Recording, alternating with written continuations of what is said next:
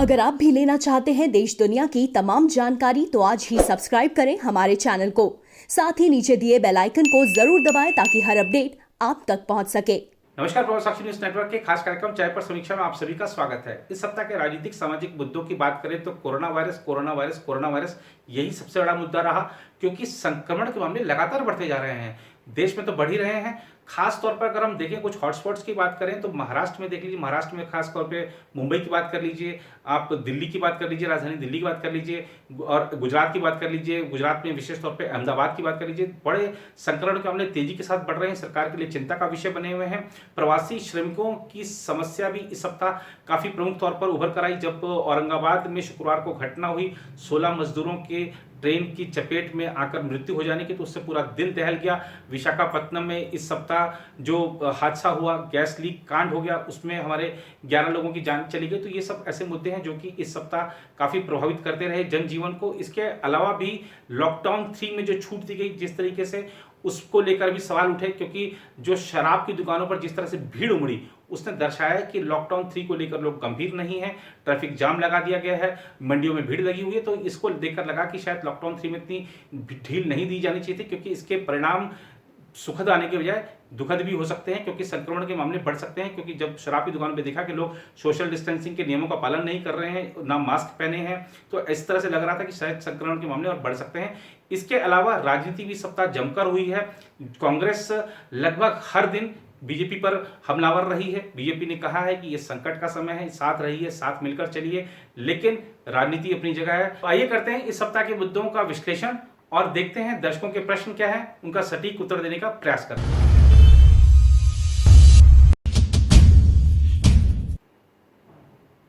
तो चाय पर समीक्षा के इस दूसरे भाग में आप सभी का स्वागत है। आइए देखते हैं दर्शकों का पहला प्रश्न क्या है।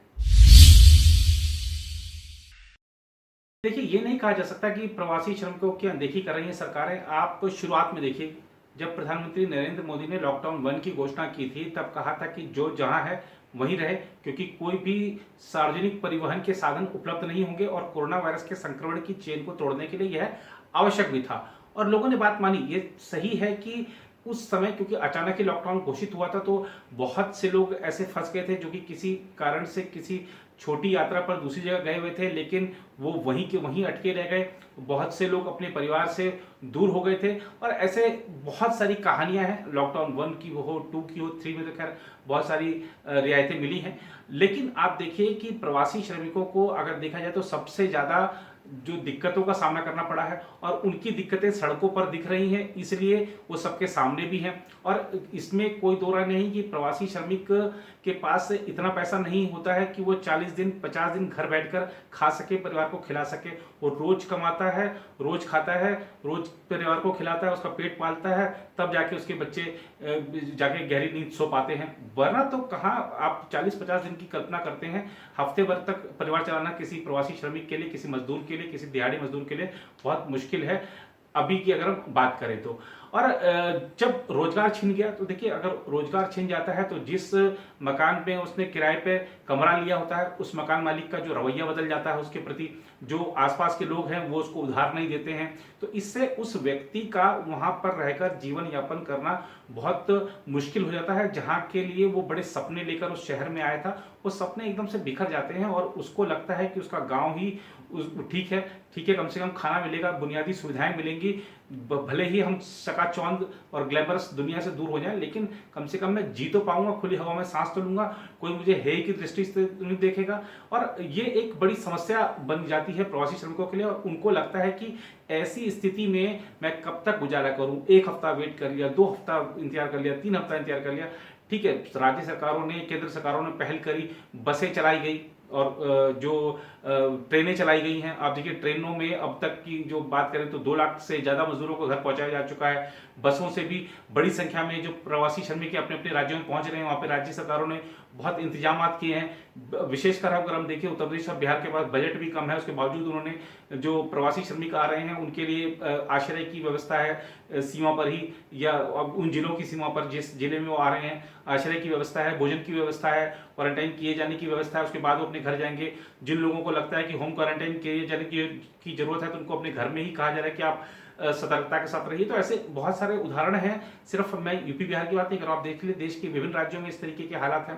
प्रवासी श्रमिकों की समस्या से हर राज्य गुजर रहा है, और अभी जिस तरीके से प्रवासी श्रमिकों का आना जाना लगा है वो भी देखने वाली बात है। और अगर हम देखें, एक आंकड़ा मैं जरूर एक अध्ययन के हवाले से आपके साथ साझा करना चाहूंगा कि एक निजी तौर पर जो अध्ययन है वो बताता है कि कोविड-19 से जो अब तक मृत्यु हुई है वो तो खैर अलग चीज है, लेकिन इससे उपजी परिस्थितियों से भी बहुत सारी मृत्यु हुई हैं जिनका सीधा सीधा वास्ता नहीं तो अप्रत्यक्ष या प्रत्यक्ष रूप से जुड़े हुए हैं। ऐसे बताया जा रहा है कि मैं मजदूरों से संबंधित ही बात करूं तो लगभग 50 से 53 मजदूर ऐसे हैं जो कि या तो सड़क मार्ग से जा रहे थे तो किसी दुर्घटना के शिकार हो गए। अभी हमने देखा कि शुक्रवार को किस तरह से औरंगाबाद में 16 मजदूर पटरी पर सो रहे थे और मालगाड़ी ने कुचल दिया। ये 53 जो मैं आपको बता रहा हूं ये उस 16 से अलग है। तो ऐसे अभी देखा हमने बुधवार को लखनऊ में एक छत्तीसगढ़ जाते हुए एक दंपति को कुचला गया एक अज्ञात वाहन से, तो उनकी दंपति की वहीं मृत्यु हो गई। उनके 2 बेचारे छोटे छोटे बच्चे वो घायल अवस्था में अस्पताल में पड़े हैं।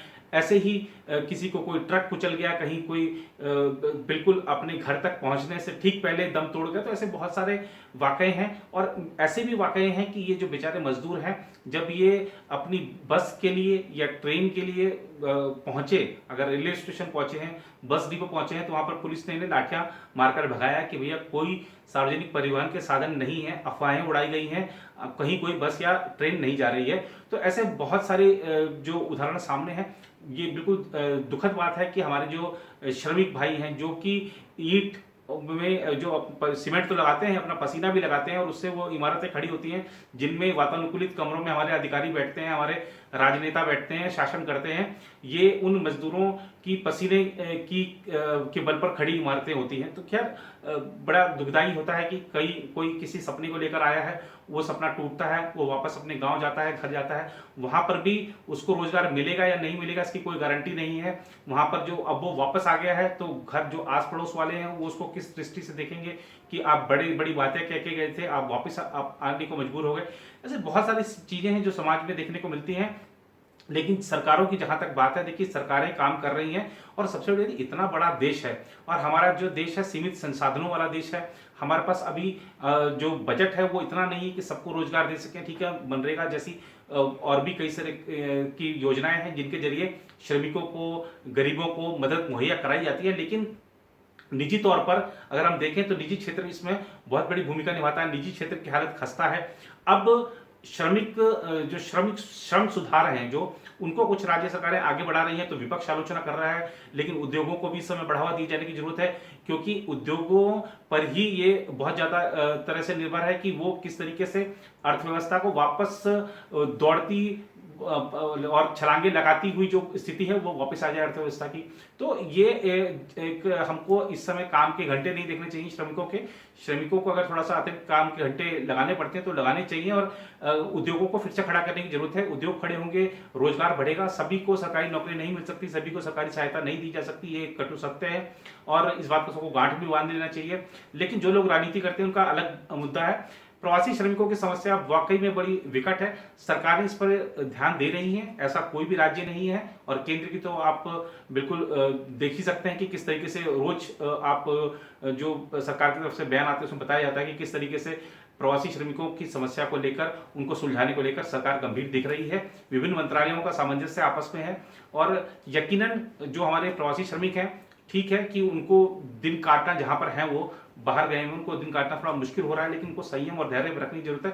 पैदल आप नहीं निकले। देखिए इस समय गर्मी का मौसम है, आप दिन भर अगर धूप में खड़े रहें तो शाम को आपका बिल्कुल गश खाकर गिर जाना लगभग तय है, और आप तो बिल्कुल पसीने में चलते जा रहे हैं, परिवार के साथ चलते जा रहे हैं, साइकिल पर चलते जा रहे हैं, पैदल चलते जा रहे हैं, हजारों किलोमीटर की कोई परवाह नहीं है। देखिए इस तरीके से घर पहुंचकर आप घर वालों को संकट में डाल देंगे, और अगर घर नहीं पहुंच पाए तो घर वालों के जो आप सोचिए दिल पर क्या बीतेगी। तो ऐसी स्थिति नहीं आने दें। जहां पर है अभी थोड़ा सा धैर्य रखकर, संयम रखकर सरकारी मदद का इंतजार कर लीजिए। सरकार अगर नहीं मदद करती है, देखिए संख्या इतनी ज्यादा है घर लौटने वालों की कि सरकार को भी बिल्कुल एकदम से सबको मदद नहीं दी जा सकती। इस बात को भी समझना होगा, सभी को समझना होगा इस पर इत्तेफाक नहीं रख सकते आप कि जो हमारी बारी आने पर ही हमारे को जाने का मौका मिलेगा। तो ये थोड़ा सा ध्यान रखिए। और खासतौर पर इस हफ्ते हमने देखा कि किस तरीके से प्रवासी श्रमिकों को जो रेल किराए को लेकर राजनीति हुई है, तो राजनीति नहीं होनी चाहिए। 85% जब केंद्र सरकार वहन कर रही है, रेलवे मंत्रालय वहन कर रहा है, 15% राज्य सरकारों को देना चाहिए, क्योंकि राज्य सरकारें अभी 15% देने में अगर आनाकानी करती हैं और ऐसे में अगर उनको बस भेज के मंगवाना पड़ता है तो सारा खर्च तो उनको ही देना पड़ेगा बस का। तो ये थोड़ा सा ध्यान रखने की जरूरत है। इसका प्रवासी श्रमिकों को सहायता मदद जो भी मुहैया करा सके कराएं। और निजी स्तर पर भी हमें देखना चाहिए कि जो स्वयंसेवी संगठन जो खासतौर पर लंगर चला रहे हैं या लोगों की मदद कर रहे हैं, जो ऐसे प्रवासी श्रमिक हमको कहीं दिखते हैं, कहीं रोड पर जा रहे हैं, अपने परिवार के साथ जा रहे हैं, चल दिए हैं, खाना नहीं है, पानी नहीं है पास में, तो उनको जहां संभव हो सके जो हमारे सोशल डिस्टेंसिंग के जो मानक हैं उनका पालन करते हुए उनकी मदद भी करनी चाहिए, क्योंकि इस समय मानवता का सेवा ही सबसे बड़ा धर्म है। और प्रधानमंत्री ने भी कहा है कि ये अपने स्वार्थ से ऊपर उठकर सेवा करने का समय है। और ये जो संक्रमण का काल है, इस समय सेवा ही एक सबसे बड़ा मंत्र है जिसके जरिए आप अपने जो भी आपके आराध्य हैं उनको प्रसन्न कर सकते हैं। प्रवासी श्रमिकों की समस्या जल्द हल होगी, ऐसा विश्वास रखना चाहिए। आइए देखते हैं दूसरा सवाल दर्शकों का क्या है। देखिए, जो सवाल है ये बड़ा, इस समय कह सकते हैं कि ये यक्ष प्रश्न है। हम अभी लॉकडाउन 1 में हमने देखा कि किस तरीके से सब लोग, अधिकतर लोगों ने नियमों को पालन किया और सरकार ने भी कड़ाई से पालन कराया। लॉकडाउन 2 में कुछ ढील दी गई ताकि कामकाज कुछ पटरी पर लौट सके।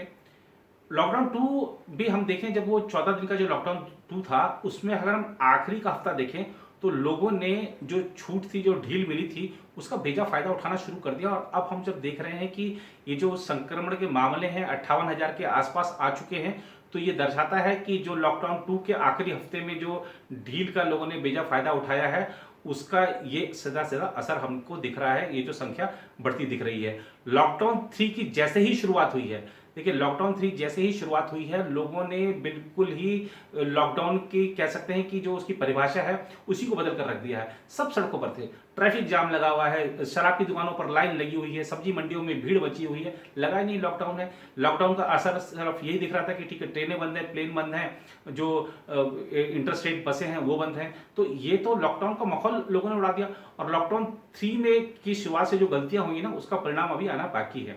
क्योंकि जो आप देखिए कि 5-6 दिन लग जाते हैं, जिस तरह से हमारी जो जांच लैब है उन पर जो दबाव है, 3-4 दिन 5 दिन इस तरह से रिजल्ट आने में लग जाते हैं। जांच के निष्कर्ष क्या है, तो अभी ये मामले हैं, अगर हमने सतर्कता नहीं बरती, देखिए कोरोना वायरस को कौन हरा सकता है? कोरोना वायरस को हरा सकते हैं हम खुद ही।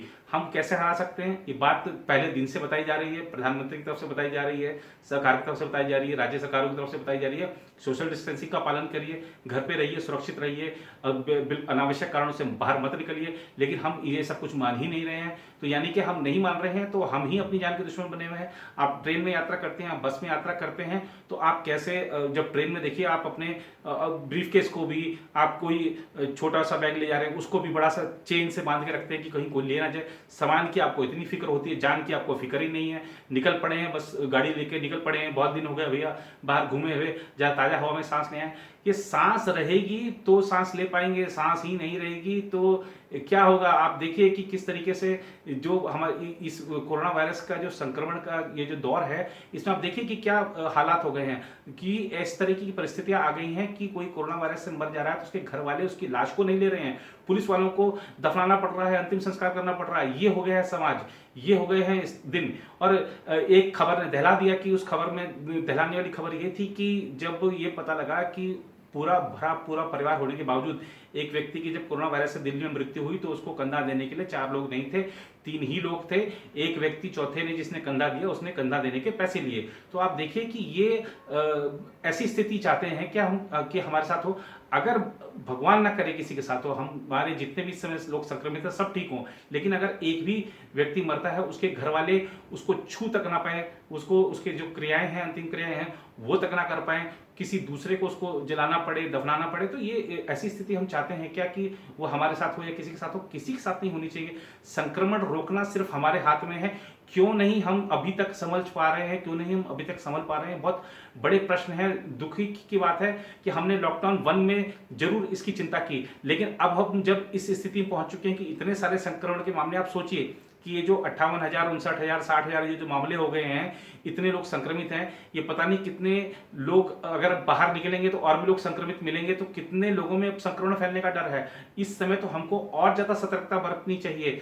जो एम्स के डायरेक्टर हैं डॉक्टर गुलेरिया, उन्होंने क्या कहा है कि जून तक अपने चरम पर पहुंचेगा वो, अगर हमने सावधानी नहीं बरती। उन्होंने ये भी कहा कि अगर हमने सावधानी नहीं बरती तो चरम तक होगा कोरोना वायरस का मामला जून तक। क्या हम ऐसी स्थिति चाहते हैं? क्या हम अगर हम चाह रहे हैं कि हमारी जो दुकान है वो आज खुल जाए, हमारा जो कारोबार है वो आज खुल जाए, लेकिन हम अगर थोड़ा सा रुक जाए, हम थोड़ा सा नुकसान और सहन कर लें, थोड़ा सा धैर्य और रख लें, थोड़ा सा संयम और रख लें, तो हम आगे जाकर हमेशा के लिए बिल्कुल आजाद हो सकते हैं। ये बात हमको समझने की जरूरत है। हम आज खोलकर अपनी दुकान, उसमें भीड़ लगाकर क्या संदेश देना चाह रहे हैं? आपने आज खोली दुकान, भीड़ लग गई, संक्रमण फैल गया, आप दुनिया में नहीं रहे, या जो दुकान है आपकी ऐसा माहौल हो गया कि अब वो 3 महीने तक नहीं खुल सकती, तो आपका नुकसान ज्यादा हो गया।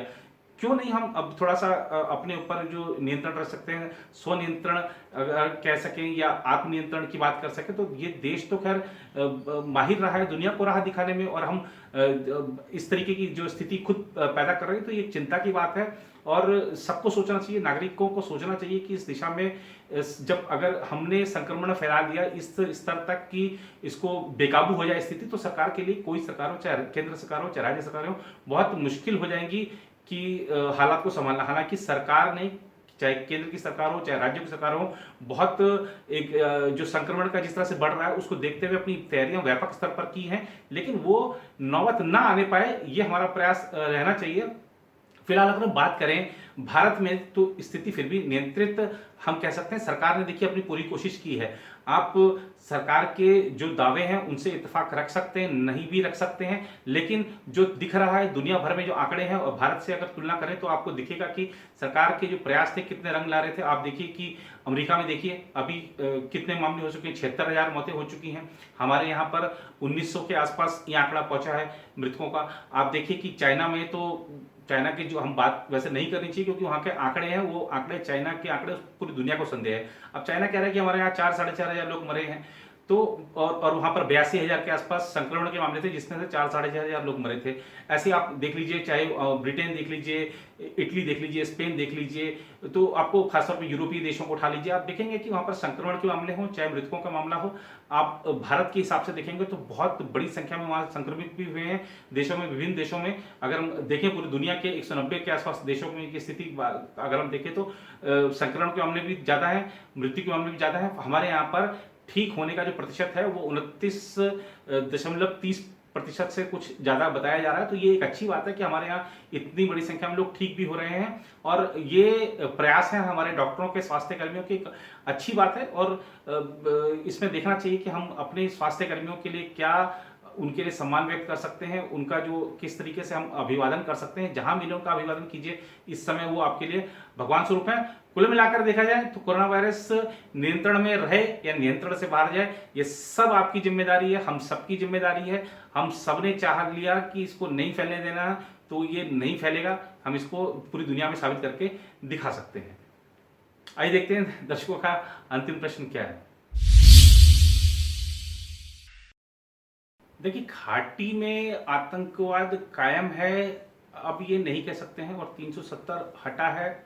आप देखिए 5 अगस्त 2019 को 370 वहां से हटाया गया था। उसके बाद से अगर आप हालात देखेंगे घाटी के, तो निरंतर सुधार हुआ है और लोगों की सोच में भी बदलाव आया है, मुख्य धारा से लोग जुड़े हैं। और आप देखिए कि वहाँ की राजनीति में भी अगर बात करें, चाहे सामाजिक स्थिति की बात करें, तो बहुत बड़ा बदलाव आया है। और लोगों ने महसूस किया है कि अब असल में हमारा एक तरह से भारत के साथ जुड़ा हुआ है। जो लोग आतंकवाद को पनाह देते थे, आप देखिए आज उनकी क्या स्थिति है, वो बिल्कुल परिदृश्य से गायब हो चुके हैं। जो लोग हर दिन आह्वान करके बंद बुला लिया करते थे, घाटी में वो स्थिति समाप्त हो चुकी है।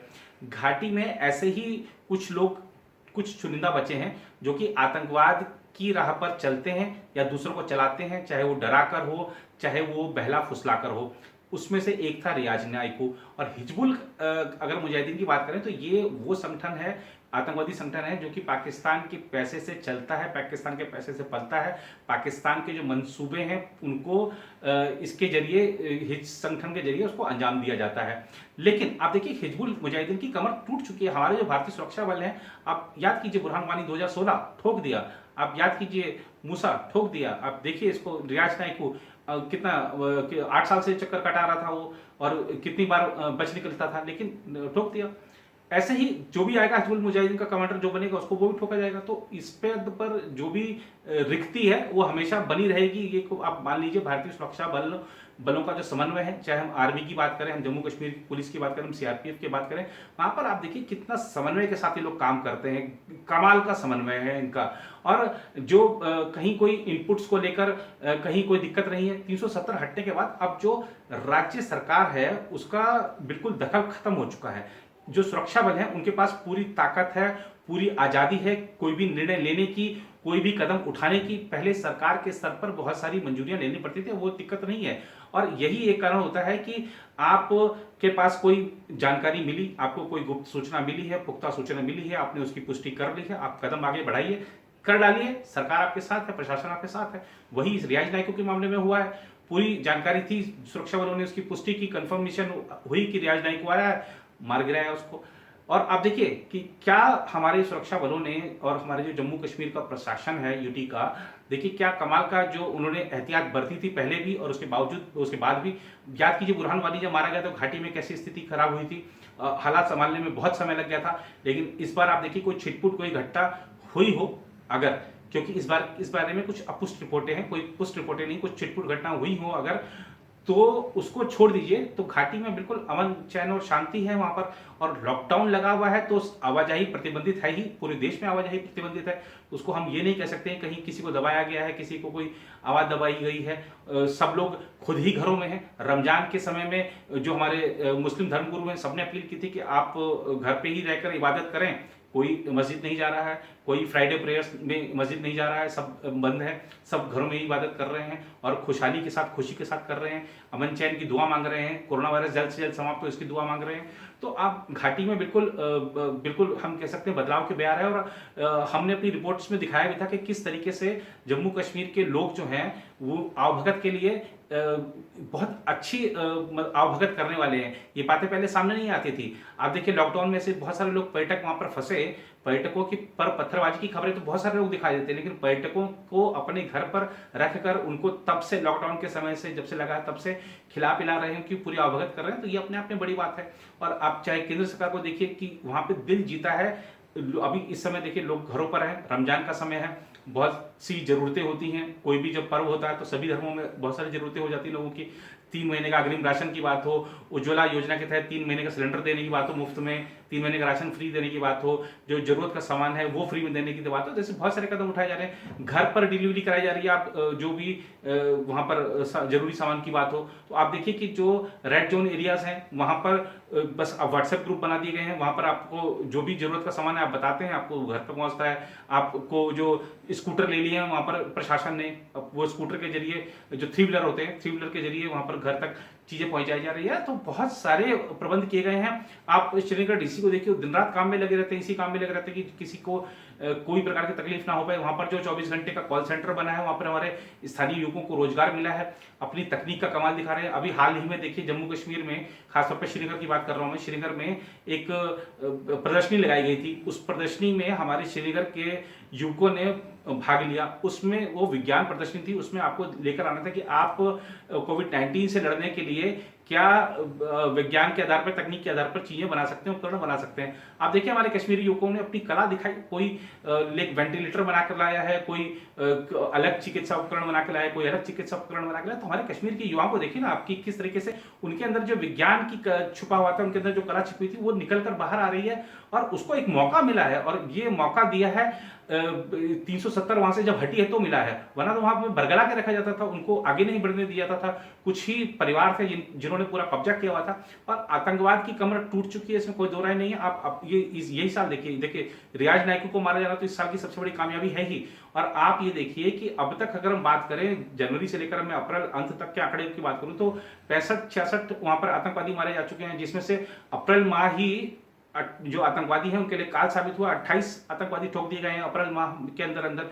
तो आप देखिए हमारे सुरक्षा बल कितने चौकस हैं। ठीक है कि हमें बहुत से हमारे जो क्या बोलते हैं ऐसे कई बार ऐसे ऑपरेशन हो जाते हैं जिसमें हमारे को अपने जवानों की शहादत भी झेलनी पड़ती है, लेकिन ये ऐसा है हमारा मौका, या हमारे जो सुरक्षा बल है वो बिल्कुल भारत माता की रक्षा के लिए, भारतीयों की सुरक्षा के लिए दृढ़ रहते हैं। आप देखिए हंदवाड़ा में क्या हुआ, जो एनकाउंटर में हमारे जो कर्नल आशुतोष शर्मा है बिल्कुल सामने होकर गए। नागरिकों को बचाना उनकी पहली प्राथमिकता थी।